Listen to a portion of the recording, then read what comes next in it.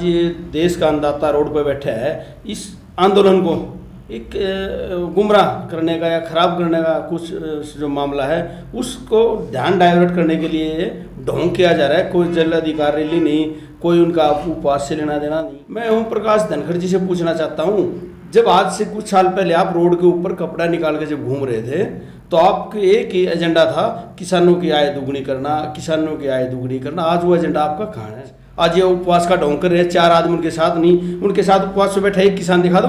और खुद ओम प्रकाश धनखड़ के पास तो डाकला गांव के अंदर 1-2 खड्डे ले रखे हैं और उस खड्डा पे एक बैंक की बिल्डिंग बनाई खड़े कर दी किराए के लिए। उसके पास कुछ नहीं है, उसने क्या पता ग्राउंड लेवल पर किसान क्या है, क्या किसान होता है। इन्हें अपना चश्मा चेंज कराना चाहिए और अहंकार को त्याग करके किसानों के साथ आना चाहिए। और आज जो देश का अन्नदाता है उसकी मांग को मानकर तीनों जो कानून है उनको रद्द करना। नमस्कार, स्टेट न्यूज हरियाणा में आपका एक बार फिर से स्वागत है। मैं हूं अमित अमन। आज हम मौजूद हैं राकेश जाखड़ जी के पास में, जो कि सर्वधर्म जाट महासभा के राष्ट्रीय अध्यक्ष हैं। साथ साथ आपने देखा होगा कि काफ़ी जगह पे इन्होंने किसान आंदोलन के दौरान जाकर भी अपनी भूमिका निभाई है। तो इनसे हम आज बात करेंगे, क्योंकि काफ़ी कुछ हरियाणा के अंदर ऐसा घट रहा है। आज के दिन भी आप देख पाए होंगे, कहीं खट्टर साहब जो मुख्यमंत्री हैं हरियाणा के, उनका विरोध हो रहा था, तो कहीं कुछ और कहीं उपवास भी चल रहे। तो जल जो अधिकार रैली है वो भी इस दौरान में हुई, और भी काफ़ी कुछ घटनाएं हुई है। उन्हीं सब के बारे में इनसे हम बात कर लेते हैं, और किसानों का जो स्टैंड है वो अब कहाँ पे है उसके ऊपर भी इनसे हम बात करेंगे। सर, सबसे पहले स्टेट न्यूज़ हरियाणा में आपका स्वागत है। थैंक यू अमित जी।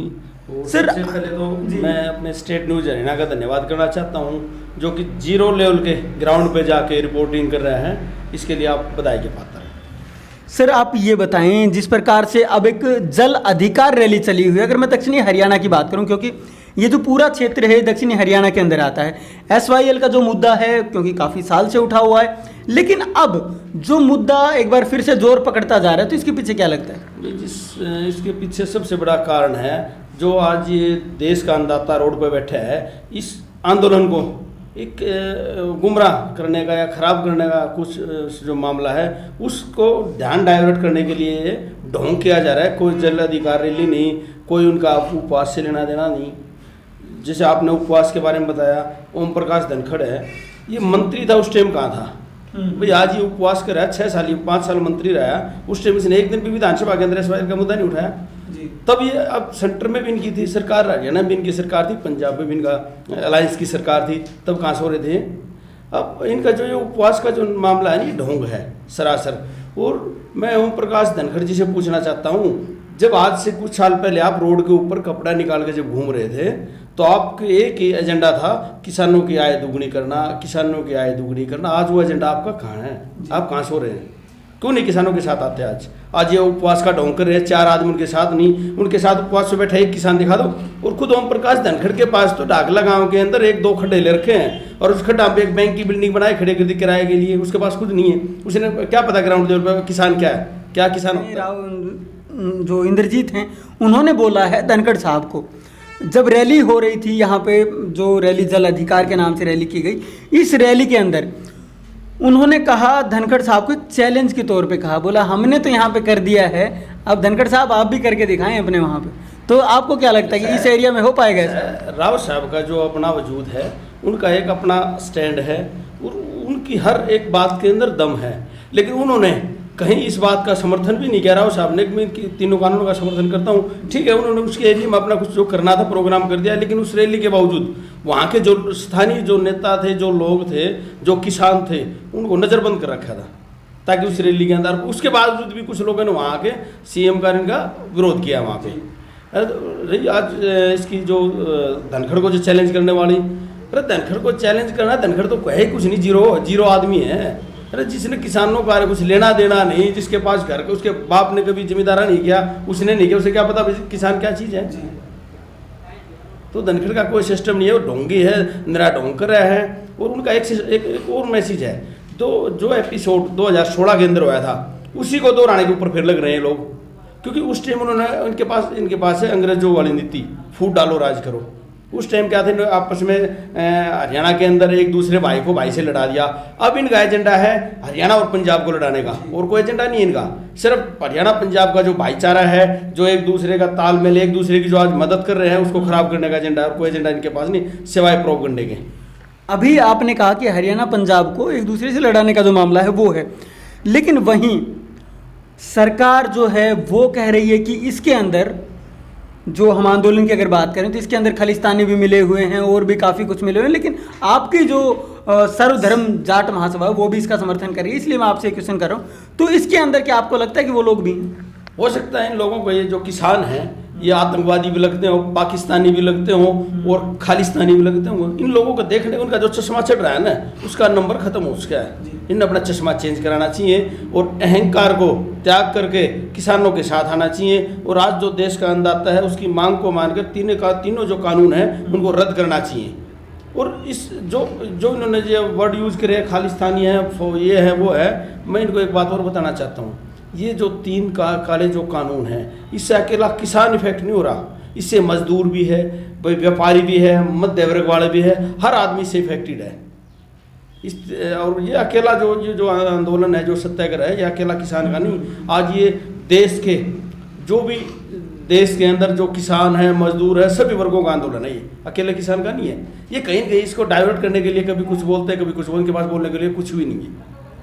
अच्छा, 5 दौर की जो वार्ता हुई इनके बीच, तो उसके अंदर ऐसा क्या रहा कि निपटारा ही नहीं हो पाया? 5 बार बातें हो चुकी हैं किसानों के बीच और सरकार के बीच, लेकिन उसके बाद भी कुछ हल नहीं निकला। आज आपने देखा होगा, आज से 2-3 दिन से लगातार देश के जो प्रधानमंत्री हैं वो बार बार रिक्वेस्ट कर रहे हैं, हाथ जोड़ रहे हैं भाई। उस दौरान 8 बिंदु तो नए से बता दिए, 8 से 10-12, इसमें हम भाई कुछ न कुछ वो चेंज करने के लिए तैयार हैं। अब कल का एक कोई मैसेज था कि शायद 16 भी कहेंगे तो 16 पे भी चेंज कर देंगे। अरे जब आप लोगों ने इसमें इतनी कमी दिखाई दे रही है, आप लोग खुद एक्सेप्ट कर रहे हो, तो उस कानून को ख़त्म क्यों नहीं करते? भाई किसान तो आपने गलत लाग रहे हैं, खालिस्तानी हैं जो भी हैं, लेकिन आप आपके जो मंत्री हैं, आपके जो प्रधानमंत्री हैं, आपके जो गृह मंत्री हैं, वो इस चीज़ को एक्सेप्ट करते हैं कि इस कानून में कहीं कहीं खामियाँ हैं। कुछ पॉइंट तो उन्होंने अपनी तरफ से आउट भी किए हैं, 8-10 तो और दिन दिए थे, अब उसके बाद और भी आगे आली, उसमें हम चेंज कर देंगे। अगर इतनी इसमें कमियां हैं तो फिर है क्या वो?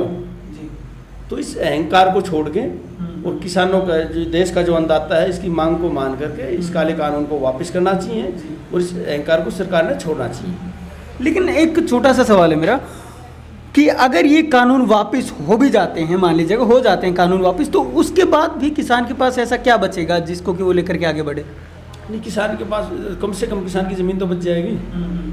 आज तो ऐसा काम कर दिया, किसान का नहीं। अगर सपोज करो, आज मैं आपको एक उदाहरण देता हूँ। आज एक कंपनी आके आपके पास 10 एकड़ है, 2 एकड़, उसका एग्रीमेंट कर लिया, उसकी सारी फसल उसको चली गई, जो भी उस कंपनी का जो भी मालिक उसने खरीद लिया।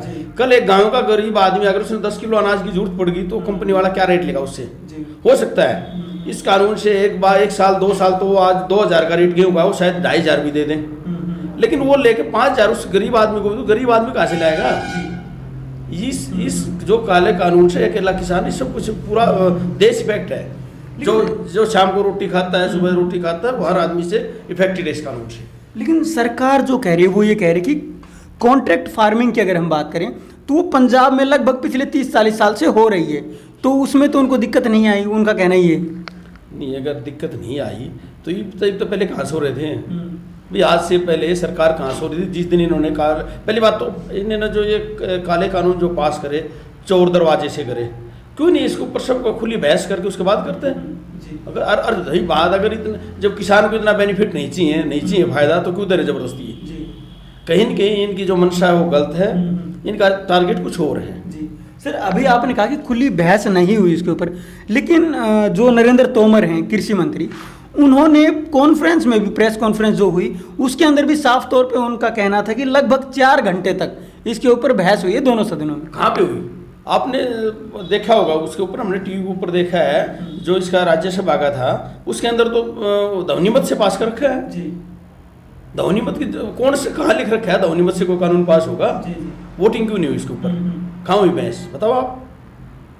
तोमर जी इस चीज़ का जवाब दे, वहाँ ध्वनिमत से क्यों कराया? आप बताओ, आपके पास बहुमत है, बहुमत से क्यों नहीं कराया? वोटिंग क्यों नहीं कराया? अगर सब और आज करा के देख लें, वोटिंग से आज पास करा लें जी।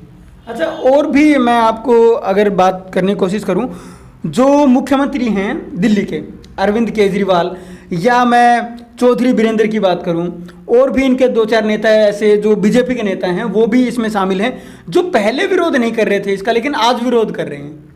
तो उनको क्या लगता है आपको? पहले कब विरोध नहीं कर रहे थे? साथ कब थे इस कानून के साथ? कब तो दिल्ली का मुख्यमंत्री था, कब किसी और दिल्ली के मुख्यमंत्री ने सबसे पहले नोटिफिकेशन जारी किया था कि कानून लागू होने चाहिए, और हमारे यहाँ कर दिए गए।